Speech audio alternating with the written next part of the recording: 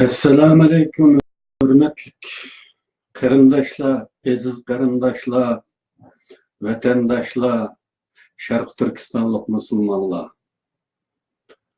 Uyg'ur qarindoshlarim, akalar, ukalar, hadisinglar. Hammanglarning buguni xayrli bo'lsin.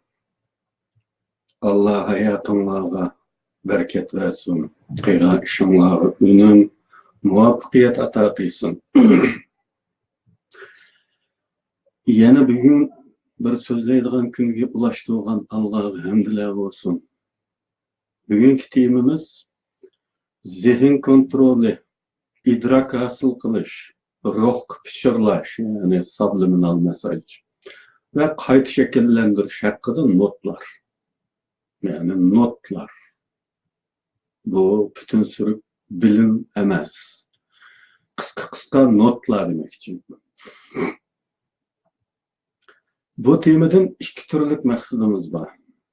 Biri, aldığınki sözlerimdeki münasebetlik mazmunlarının bek kısa buluş tüpeyle toğulgan eniqlimi talebideki suallar için cevap. İkincisi, işçimizdeki izlengüçülerge nemi kılış hakkında yiyip uçu veriş yoki yönelişki çırak veriş. Başka türlü aytganda, düşman o şunda kılıp etipti.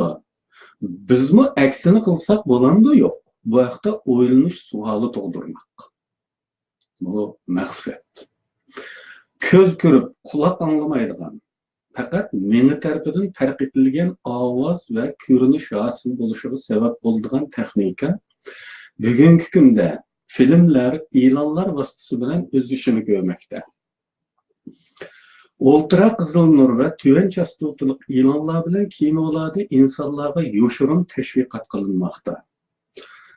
Subliminal usul, yani ruh pichirlash usuli qo'llanilib, elektronlik cihazlar, TV programı, film, e'lon va muzika asarlari vositasi orqali yoshirin tashviqot olib berilmoqda.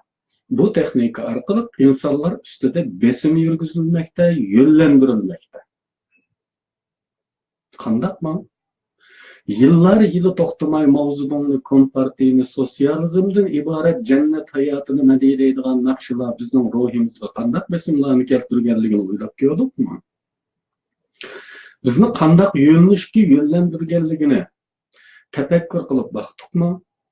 Aldığımızda cheksiz bir to'g'ri, xalqchil, baxtiyor bir jamiyat. Onun amaliyotda qandaq zalim bo'lishdan qat'iy nazar ruhimizga pichirilib, yoshirin enimiz mana shundaq narsalar bilan to'ldirib etilgachga, bundaq bir to'g'riliqqa qarshi chiqishni xiyol qilishmi jinoyat bo'lib tuyuladigan ruhiy holatga kelib qolmadikmi? Bugungacha aldanishimizning sabablaridan biri bu emasmi? Endi biz g'arblik tadqiqotchilarning degan aytganlari asosida hozirlagan munosabatlik notlarimizga bir ko'z tashlaylik. Zihin kontroli. Bir shaxsning yoki kollektivning haddi harakatlarini, e'tiqodini, tafakkur sistemi va ideologiyasini kontrol qilish, almashtirib yutish, obyektda o'xshamagan bir xarakter hosil qilmoq uchun tuyulmasdan amaliylashtirilgan usuldir. Bu usulda psixologiya, jamiyat injenerligi, psixiatriya va nevroximiya texnikalari asosli qo'llanildi. Zihin kontroli texmi alohida bir faoliyatni o'z ichiga olmoqda. Şahsi ve kollektif zihin kontrolü eder, ikkiga ayrıldı, her ikisi de menajiyuş var. Zihin kontrolü yani anlamlan avazlarının yönelişi, şiddeti ve mezmununun özgürüşü. Köz kapaklarını kontrol kılış arkalık nutukның buzuluşu, şiddetlik yürek sokuşu, oy xiyallarının okuluşu ve taşkırdım oy xiyal yollaş, düşlerinin kontrolü. Hareketlik xiyali manzarlarning ko'rinishi davomli quloq chiqarishi natijada ixtiyoriy yoki ixtiyorsiz holda obyekt qilingan kontrol ostiga ilingan zihniyatlar bilan o'zlariga kodlangan fikrlarga uyg'un harakat va tafakkur tarzini namoyon qiladi. Qo'rqinch, g'azab yoki hayajon qatorliq tuyg'ularning qasddan yoki qasddan bo'lmagan bichimda uyg'otilishi bilan meni faoliyati yetarli darajada zarar uchirganda kishilarga turli o'xshamagan e'tiqodlar sunilishi yoki tengilishi. Bu sunulush ixtiyoriy qabul qilsin deb tengilish emas. Sunulush emas, tengilish yani. Majbur. Ama bu mecburlaş bir xil siliq vasitalar bilan obyektda o'zim tanladim tuyg'usini yaratadigan bir xil tengilishi mumkin. Bu turdagi hodisalar sabab bo'lgan natijalardan eng umumlashganlari o'tkinchi muhokama buzuqligi va yuksak darajada ta'sirlarga mudofiasiz bo'lish oldidir. William Sargent bu jumlalarning shaxsning kishiligiga mudohala qilib, uni guruhga uyg'unlashtirishni nishon qilgan guruh sezgirlik programmalari muvaffaqiyatga erishdi. Jim Cate CIA'dan matbuotga ommaning kontroli nomli kitob. Askarlikda, diniy kulturda, psixologik sinoqlarda va matbuotda aktiv turda o'rlayotgan zehn kontroli programmalari bilan İnsanlar canlıq mətular və əxməqlərdən buludur. Bədəni və zehni uğurlanğan, ruhim var da oyluğunu hayvanların bevasitə sezimləri səviyyəsini düşürülgən yeni insan mana bu. Həqiqətini düşünüşünü aldığın minəsində elektronluq imajlarının samaları bilan otalğan, xo'jayinlar tərəfindən örülgən ömüçük tori heç bir ahvalda haqiqatni anqıralmaydigan biçimde layihlangan. Onun baxti onunğa bir neyç bilan yoki elektronluq ulunuş bilan yetkizib beriladi. Tanrisi elektronluq pardaning aqsiga yoshirilgan. Parda ko'tarilganda CIA sehrgarini, matbuotning yo'llantiruvchisini, sibernetik ustasini, tush muhiti to'qimuvchisini topalaymiz. Jim Cate İnsanda bir tarafdan faqat bir narsalarning sunilganligi va tavsiya qilinganligi, ammo tanlashning uning o'z tanlash erkinligiga va qaror berishiga qoldirilganligi tuyg'usi beriladi. Boshqa tarafdan erkin tanlashi va qaror kuchi tizginlanadi. Shunday qilib insonlar erkin tanlash huquqi bilan va tashqi ta'sirlardan butunlay mustasno holda o'zim xohlagan qarorni chiqardim deb o'ylab qoladi. Rainer Funk, Men ve Biz, Postmodern insanның psixik analizi nomli kitobdan. Buni texmi ro'shanlikka erishtirish uchun shu misol bilan takror bayon qilaman. Kunduzi yaylaq to'plagan padani kechda qo'tonga solash kerak. Oila a'zolarimiz, padachi ishlarimiz o'rtoqlashib, padani qo'ra tarafga haydaymiz. Ya'ni taq shakllik bir qorshov halqasi şekillendirimiz. Uçuq tarafta qo'ton bor. Ba'zilari halqimizdan chiqib ketmoqchi bo'ladi, ammo qaysi tarafga beshini bursa, shu yoqdan birisi uch qo'yib tutulg'achqa birdan bir uchiq qoldirilgan qo'ton ikki tarafga qarab siljiydi. Oxirgi minutlargacha ba'zilari erkin yaylaqqa chiqib qiyg'atqisi kelishi mumkin. Sho'qliq deysimi, hamma taraf kontrol ostida. Faqat qo'ton eshigi tarafli uchiq. Oxiri pada qo'tonga solinib ishik taqaladi. Shu anda agar qo'ylarning tili bo'lgan bo'lsa va biz ulardan so'rasak, sizlar qo'tonga kirishga majburlandinglarmi yoki bu o'zinglarning erkin tanlashimidi? Qo'ylar cho'qim o'zimizning erkin tanlash edi. Kim bizning munguzimizdan tortishga urinsa ismaydiqmi? Kim arqamizdan ishtirishga urinsa tepmaydiqmi? Biz shunda bo'zak jonivorlarmiz. Biz degan qahramon qo'chqorlarning avlodi bo'lsak, demay qolmaydi. Chunki hech kim ularning munguzidan tortmadi.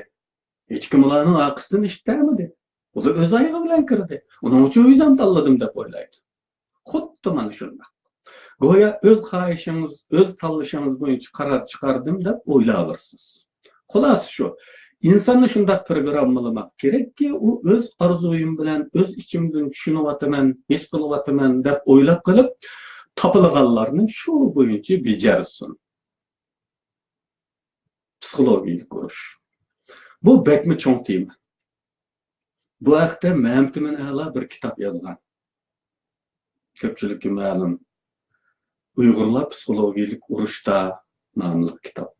Bu mushturdagi tunji uyg'urcha kitob bo'lishi mumkin. Shuningdan foydalansanlar bo'ladi. Bizmi bu yerda boshqa bir kun tafsili to'xtalamiz. Bugungi bu suhbatimizda faqat qisqacha ma'lumot berishga cheklanamiz. Tinchlikda va urushda insonlarning his va o'y fikrlari bilan haddi harakatlarini almashtirish, ko'zlangan yo'linishga boshlash ve miniyuş maqsadi bilan psikiatri, nevrologiya, ijtimoiy psixologiya texnikalarining qo'llanilishıdır. Psixologiyalik urush degan termini bu. Jismoniy qiyin qistoqning asosligini bir mahbusni qiyin qistoq bilan so'roq qiladigan uning asosligini qachonda bo'lmasin so'zlamay qutulolmaysan bo'lsa, psixologiyalik operatsiya mutaxassislarining asosligini qachonda bo'lmasin o'zing talab qilasan shaklida. Erik Frommga ko'ra, her şahıs yaşamak ve mevcut bulup durmak ümidi bilen tabii ve ictimai kültürel malumatlar tarafından assimilasiya kılındı. Bu assimilasiya jarayoni inson bo'lishning üç ölçümede amaliylashidir. Fikr qilish, his qilish ve hareket. Her insanın oldida ikki yo'l bor. Biri parchalashga tirashilayotgan to'plarda, Uyg'urlarda teşkilatsız teşkilat açıkçı hayatını yüzüge ait olmagan yat güçler yoki yat aqllar dastigi bilan qurib chiqadi. Yani bizga tushadi bu. İkincisi hayatını öz güçlerining dastigi bilan qurib chiqadi. Funkning qarashicha postmodern men markazli xarakter öz güçleriga eng keng ko'lamda yatlashgan bo'ladi. Bugün bizning ahvolimiz bu. Siyosiy talqinda beglik ve non ikki uchtiki simvoldir. Bu ikki uch. Bir tarafida beglik, bir tarafida non. İkki uchtiki talqindir. Siyosiyda. İkki uchtiki simvoldir.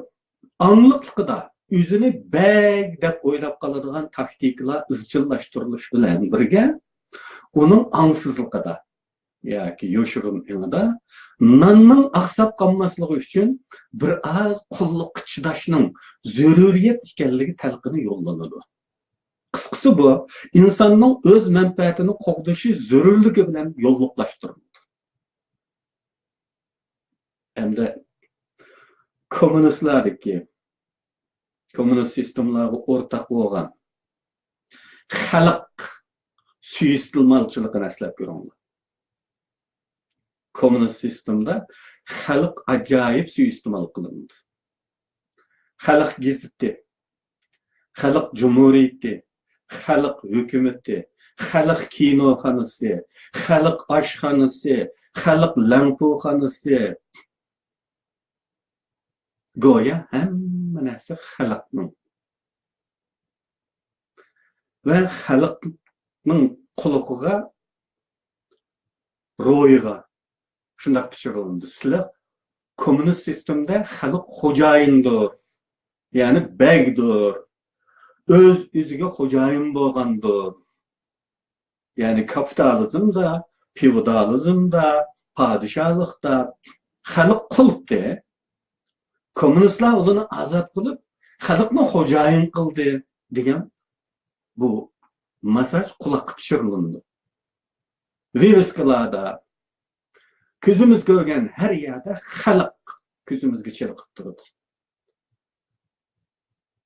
Shuning bilan amaliyotdagi qulluq pardalandi. Biz o'zimizni bagbiz deb o'ylab qolamiz. Xo'jayin biz deb o'ylab qolamiz. Va bu jamiyatning egisi biz deb o'ylab qolamiz. Bizni ashunday shakllantirdi. Va o'zimiz xo'jayin bo'lgan bu jamiyatni og'dirib o'tishga urinish xiyolimizga kelmaydigan bo'ldi. İnson o'zi xo'jayin bo'lgan bir jamiyatni, o'zi xo'jayin bo'lgan bir davlatni og'dirishga urinamdi. Mumkin emas. Bu ruhimizda bir soqchi yaratdi. Bu soqchi bizning ichimizda edi. İçimizdeki bu sakçı bizni çekildi. Üzən xo'jayin tursan, üzənin xo'jayinligidagi bir hakimiyet qarash tursan qanday bo'ladi degan fikrlash bilan bizni chekildi. Shunlashqa biz hech kim yo'q yerdimi? Üstümüzde bir Xitoy qarab turmasimi?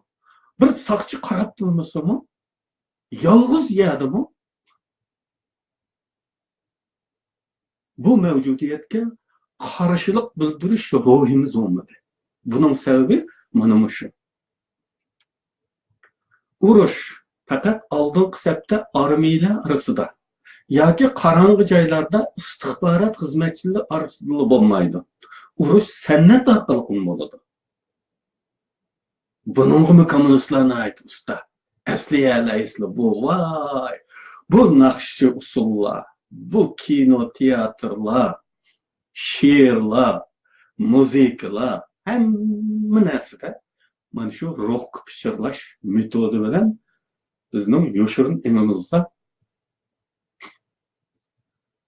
ko'rinishdagi beglik, amaliyotdagi qulluq o'rinlashtirib bordi. Jamiyat yoki toplum injenerligining qurollaridan biri san'at injenerligi. Kim bu san'at injenerlari? Rejissorlar, tanqidchilar, muzey boshqaruvchilari va boshliqlari, san'at tarixchilari, insonlarga yuksak idea va o'y fikrlardan voz kechishlari izchil talqin qilindi. Ya'ni bizni qarshilik ko'rsatish, haqqimizni da'vo qilish, bir-birimizni ikki qilishdan iborat intilishlarimizdan voz kechishga undaydi. Mushu barini jannat misoli qabul qilishni talqin qiladi bizga. Bo'libmi, nishon qilingan shaxs va to'plamlarning ufuqlarining taraytilishi. Ya'ni bizning yiroqni ko'rarligimiz, tafakkur bo'shligimiz taraytiladi. Jiq narsaga aqlimiz yetmaydigan yangi inson yaratiladi. Bu haqda Uyg'ur sahna asarlarining Xitoylarning ta'siriga qaysi darajada uchraganligini ko'rsatish mumkin. Uyg'urcha so'zlayapsizmi, jumlalarning qurilma shaklidan tortib, so'zlugchilarning ifodalarigacha, tiniq ehtiroslarigacha Xitoylarga taklif qilinganligini ko'rish mumkin. Bundan başka, Uygur filmlerdeki harakçı sorunları, bu sorunlarda kızlar yoki ayollarning bo'lişi bir türlü teşvikat, deydiği selish rol oynaydı. Goya er ayol aralash o'ltirib içişiş tamamen normal halga kelgan, hayatning bir parchasiga aylanib bo'lganlik uchurini pichirlamoqda. Eyip sanılış gerek olan bu işlerin bu derecede umumiylik şekilde gösterilişinin gayet zor, ahlaki buzukçuluk rolu bağlığı mukarrar. Özgürüş cereyanı an ve ansızlığımızdaki oy fikirlerimizin gayesini öz içine alır. Bu halde psikologiyalik, nevrologiyalik, biyologiyalik ve genetik kara tahtınız, dostumuz, ölçülülük yeni bir öz asıl kılınır. Aynakning oldiga beri qarasangiz ko'ringani yangi baldoq qisiz. Ammo faqatli ko'rinishda. Burungi mavjudlikning zehn dunyosidan biologiyasiga qadar yangi narsalar qo'yiladi. Texnik qiziqi bularning hammasi ko'zimizning ichiga qarab turib, quloqimizga pishirlash orqali ishga oshiriladi. Menish kishi yoki kishilar to'pining ideologiya yoki fikr sistemi jihatdagi tuyg'u va o'y fikrlarini ko'zlangan nishon tarafga qaratib ta'sir ko'rsatmak, kontrol qilmoqdir. Shartlantirish, tashviqot, ma'rif, o'rganish, talqin va texnik boshqa usullar menish texnikasi qatoriga kiradi. Ijod qilingan va ijod qilinmagan eng qudratli qurol işendirilgen insanlardır degan bu söz menish orqali ishondirish va ishonishning ne kadar muhimligini ko'rsatib berdi. Meni singdirmek, qo'lga keltirmek, fiziologik tarafdan ta'sir qilib, zehnini kontrol qilish, inson g'oyasini ko'zlangan yo'nalishga boshlashning mumkin ekanligini ko'rsatmoqda. İdrak hosil qilish usuli, perception metod, yotlarning tutumi va tarafsiz o'ylash qobiliyatlariga ta'sir ko'rsatish uchun kirishilgan har turli katta harakatlarni o'z ichiga oldi va ommaviy munosabat, psixologik operatsiyalar, ommaviy uchurlantirish, aldash va yoshirin harakat faoliyatlaridan barliqqa keladi. Jim Cate idrak hosil qilishga qarata Jim Cate'ning bergan izohi mana shu. 1980-yillardan keyin bu usul asosan musulmonlar ustiga markazlashgan bo'lib, Amerika O'rta Sharq uchun yillik 750 million dollarlik mablag' ayirgan. İdrak hosil qilish uchun. Diqqat qilinglar. Bu 80-yillarda ayrilgan mablag'. Bir yil uchun bugungi kelganda qanchaga qatildi Alloh bilir. Psixologik urush. Obikit amma qartilgan bo'lib, urushda va tinchlikda o'xshashli qo'llanishga bo'ladigan usuldir. Urushda psixologik urush armiya va xalqqa qarta qo'llanadi. Askarlar qartilganda dushmanning urush kuchini yo'qotish, voz kechtirish, urusholmas, o'ylay olmas va sharoitni baholay olmas holga keltirish maqsad qilinadi. Fuqarolarga qarta ilib berilganda yolg'on usullar taqitish, butun taqitish, ommaga vakillik qiladigan bir liderni, bir guruhni yoki bir organni xalqning nazaridan tushirish, mavjud bo'lmagan atalmış haqiqatlarni insonlarning mingsida hosil qilib, ularning o'xshamagan shakllarda fikr qilishni keltirib chiqarmak maqsad qilinadi. Ommaning o'tirib qo'ygan hislari mayli yomon, mayli yaxshi bo'lsin, ikki asosiy alohidlikka ega. Amma, bu yerda deyilayotgani amma. Biz ko'p qatim dedik, iliq o'ylamaydigan, tafakkur qilmaydigan amma. Mubolag'a va oddiy. Mana shu ikki asos ustiga qurildi ammaningki. Hislari, fikrlari, tuyg'ulari, qarashlari. Ya mubolag'a yoki bek oddiy. Ammo ammaning ichidagi shaxs bu tafsilotni ko'rmaydi. Amma ichidagi shaxs iqtidoriy va ojiz maxluqqa o'xshaydi. Gustav Le Bonga ko'ra, amma sirtdan keladigan butun xavflarning o'yinchig'idir. Ammaning asonli talqin ostiga elinishi va oson ishindiganligi zehnlarda tug'dirilgan xiyollar ular tarafidan xuddi bir haqiqat sifatida idrok qilinadi. Bir jamoatning butun a'zolarida bu xiyollar bir-biriga o'xshaydi. Ammaning shubha va qararsizlik bilan qo'shi yo'q. Gumon bilan qo'shi yo'q ekan. Gumon qo'lab ketdik deb ensirdi ba'zilar. Gumon bilan qo'shi yo'q ekan. Doim bir qutubda qattiq turdi. Ya o qutubda, ya bu qutubda. İkisini selishtirib, qaysi yaxshi, qaysi yomondir deb o'tirdi, tafakkur qilib, lanshib qolmaydi ekanda. Darhol birisiga o'xshaydi ekan. Şuna bir cemaatda bilimlik biri bilan bir ahmoq barobar olib keladi. Ammo qartilgan talqin yuqumliq va tarqilishchandir. Ammo yoshirin engida talqinlarga tayyor bir diqqatli bo'ladi. Talqinlar avval hislarni ma'lum bir tarafga qartadi, ondan zehnda o'zini qabul qildiradi. Talqinga uchiruvchilarda muqim qarash har qachon harakatga kelishga tayyor holatda turadi. Amma tarafidan qabul qilingan hikoyalar tamamen bir ahkomlik asari sifatida o'tirib chiqmaydi.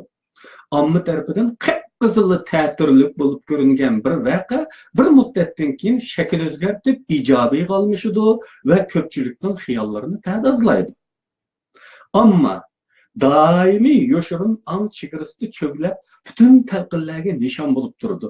Aqliy ta'sirlarning yordamidan mahrum bo'lgan ammo ziyoda ahkomlik va har narsaga oson ishonadigan ruhiyat ifodalaydi. Ular uchun bo'lmaydigan hech narsa yo'q. Eng g'alati, aql qabul qilolmaydigan hikoyalar, afsonalar osonla o'ydirilib tarqatilganligini tushunmak uchun bu kayfiyatni eslamak lozim.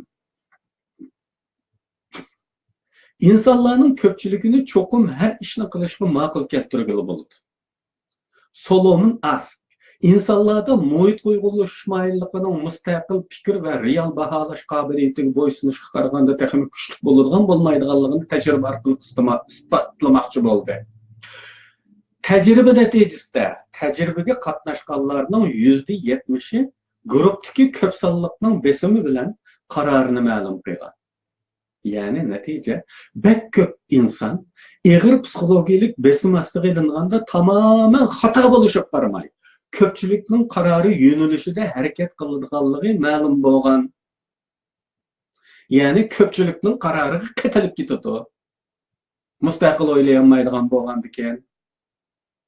Bugun Uyg'urlarning shay'i va hadislarga, shaxslarga baho berishdagi mizoni mana mush turdan deyishga bo'ladi. O'tirg'i chiqarilgan bir baho bor.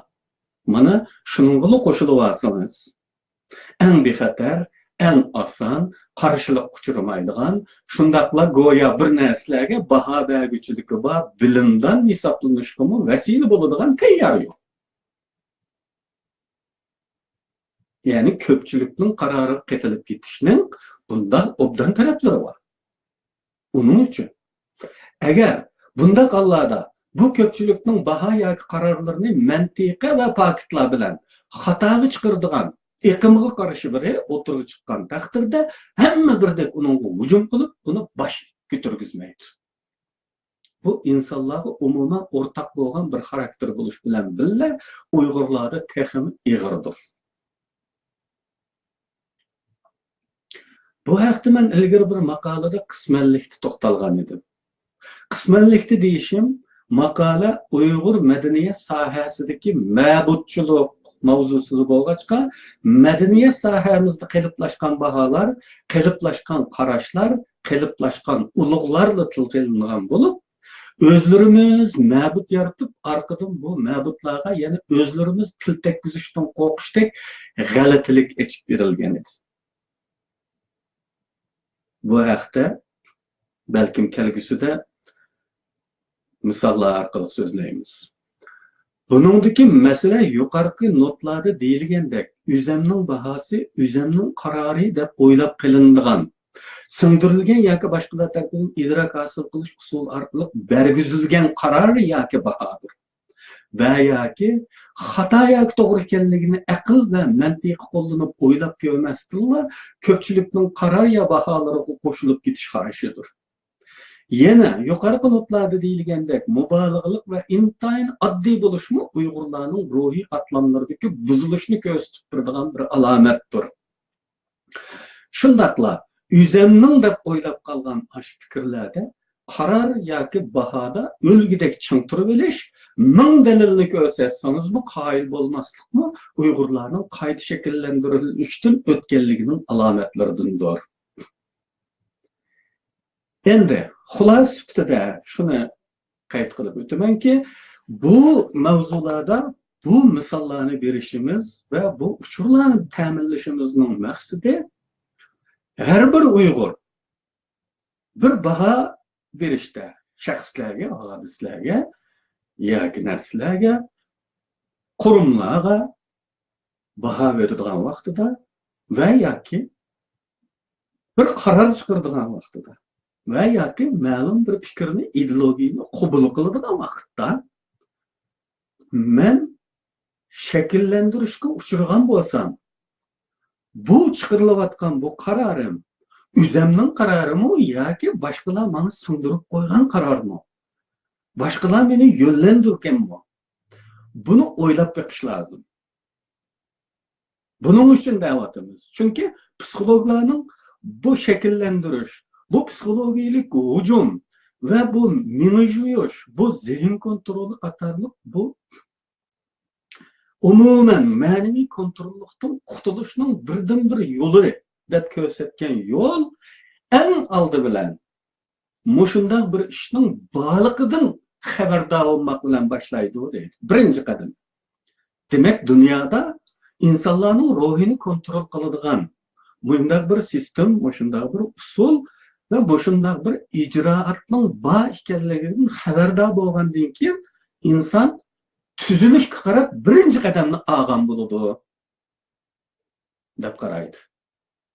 İkinci qədəmi bunun öz özünüzni soraklaş, özünüzge sual koyuş. Bu kararım rast üzemden mi emasmi? Men şekillendirişten asıl olgan, zihin kontrolüden asıl olgan, ya ki men jüyüşten asıl olgan, ya ki psixik hücumga uçuraş neticesinde hasıl olgan bir kararını berip otamanmı? Başkalarının iradesini üzemden dep berip otamanmı? Ya ki bu üzemden kararı mı? Degan sualni özümüzge koyduğun buluş, bu tüzülüşnün ikinci kademi. Üçüncü kademini özünüz tədrici bilib alaysınız.